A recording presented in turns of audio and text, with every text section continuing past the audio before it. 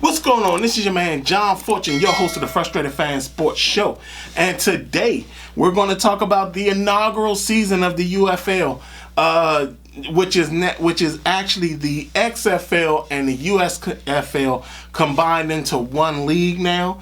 The DC Defenders, who I'm going to talk mainly about, goes down to the San Antonio Brahmas 27-12 in a game where not having your offensive weapons from the year before played a vital role in this loss, and also showed the uncomfortability that Jordan Tiamu has without having those key contributors in the system. So I'm just going to go down with it. Like we saw at the very beginning of the game, the San Antonio Brahmas, who actually used to be the Houston Roughnecks, and are now the San Antonio Brahmas, and the Houston Roughnecks, who used to be the USFL's Houston Gamblers, are now the Roughnecks. So, yeah, they got it all over the place. Teams have basically changed who they were.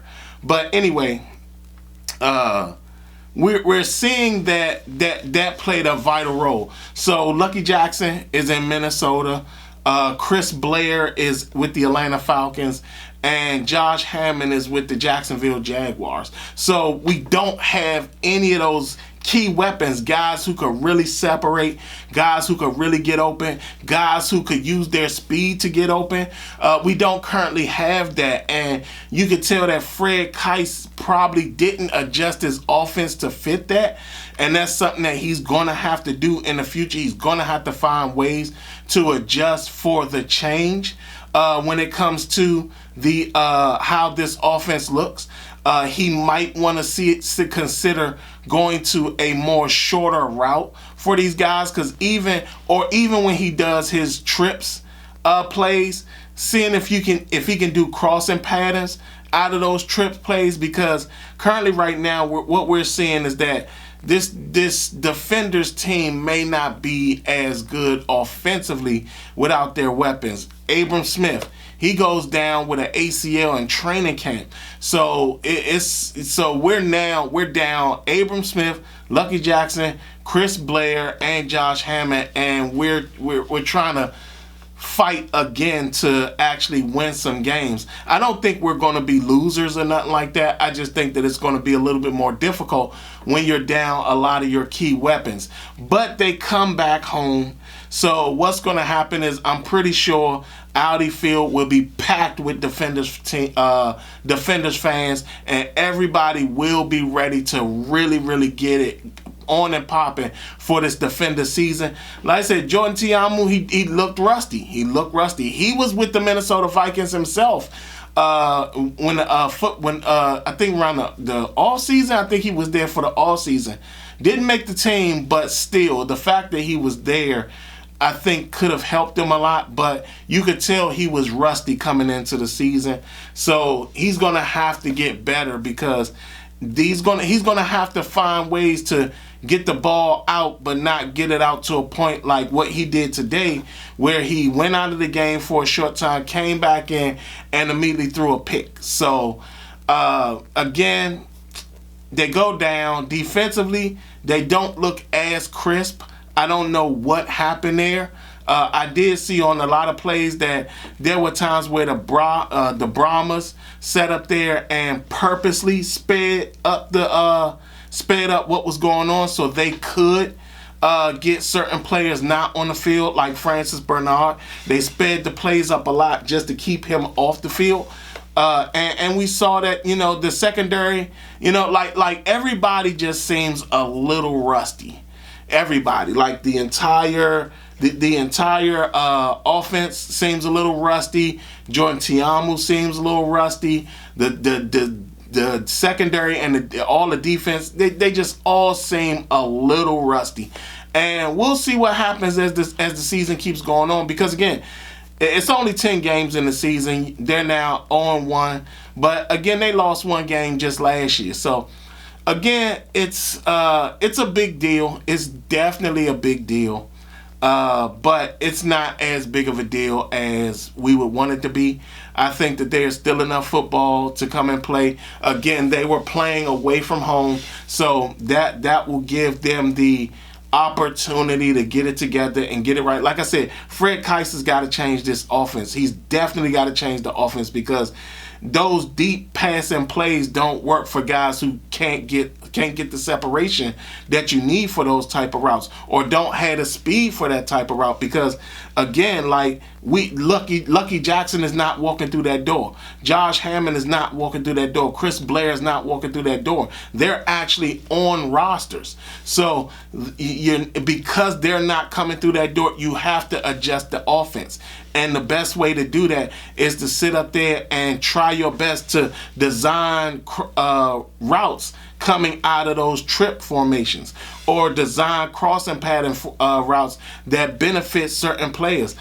Puka Williams, you got to find a way to get him the ball without necessarily having to try to get him out of the backfield with the ball. Like, see about putting him in the slot, giving him more slot opportunities and stuff like that, and also slant chances too. Our tight end, he has to do a better job with catching the ball over the middle. He shouldn't be dropping balls. But again, like I said, that's crazy. He shouldn't be dropping passes from Jordan Tiamu across the middle, and Jordan Tiamu needs to be way more accurate. Like that's always been Jordan Tiamu's little thing, is that there were times where he would be really good, but if you sped up his process, he would then be super inaccurate. And today that showed. Jordan Tiamu was very, very inaccurate, and it's just a thing where he's gonna have to play better. He's just gonna have to play better, because this team is gonna have to lean on him more than it did last year. I mean, they didn't really have to lean on him as much, but this year they're really going to have to lean on him, and he's really going to have to come through and step up this upcoming season. Because again, like I said, the run, and that's another thing. Fred Keiss went away from the running game, and I kind of understand, but not really, because they were only down 14. I think it was like 14-6 or something like that. So they could have still run the ball and gotten themselves back into the game, but they just wanted to pass the ball. And like I said again, Fred Keiss has got to find a way to adjust this offense, because it's not clicking right now. Jordan Tiamu has to get better with being dependable for this team, because like I said, yeah, he was the offensive player of the year last year, but again, when you don't have the star receivers that you used to have, and you don't have your star running back, you got to find ways to win games and be able for your team to depend on you down the stretch. Because again, if Jordan Tiamu doesn't get it together, we're going to have to sit up there and analyze about Francois, who's our backup, about him possibly playing, because he's a tad bit more mobile than Tiamu. So again, didn't get the win. They will, but again, that was an away game. Maybe once they come home, they get the energy of the crowd, they get the energy of the home team. Maybe they'll sit up there and feel a little bit better about themselves and get back into their rhythm, back into their ways, and back into the winning category that they were before. So, like I said again, DC Defenders go down to the San Antonio Brahmas 27-12. All they needed was to score one touchdown. Then they could have went for the 4th, and now they made it the 4th and 12. Now, I have to talk about this too. For some reason, the UFL has messed around with some of their rules. I don't like what they did. One was the kickoff rule. I was for certain you guys were going to get the opportunity to see the new NFL's kickoff rule. And what has happened is that it looks like the UFL adjusted their kicking style. And I think they're doing it at the request of the NFL. Because again, you didn't really get to see how this really operates, especially how it operated last year, to give you as fans more understanding of what the new NFL rule is going to look like. So to me, this is where the NFL tampering kind of comes into play. They changed it from 4th and 15 to 4th and 12. Again, I think this is the NFL tampering with this, because last year the XFL, their rule was 4th and 15. 4th and 15. The NFL tried to adopt 4th and 20.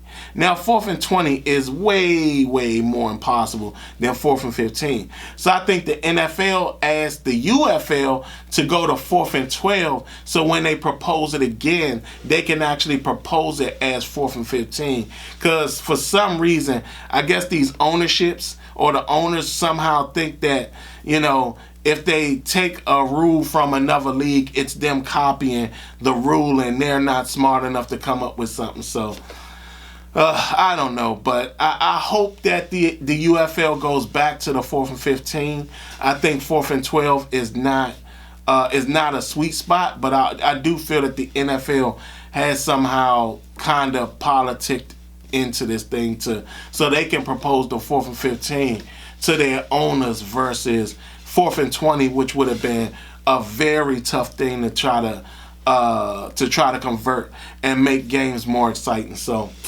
but again, like I said, I understand that not all of you guys are going to be Defenders fans, but it's not a bad sport to watch and it's not bad to look at. So, again, start checking some of the games out, especially while it's going on before the NFL season starts. So, y'all tell me what y'all think. For y'all who are Defender fans, how do you feel about this upcoming season? Are you a little shaky, being as though this is their first game and the weapons that they had aren't there? I mean, are you concerned about their first season coming out this UFL season? Or do you feel that this is just a hiccup? They were just rusty, and they'll be back on track, especially with them coming back home. Y'all tell me what y'all think. Other than that, this has been your man, John Fortune, and this has been the Frustrated Fan Sports Show.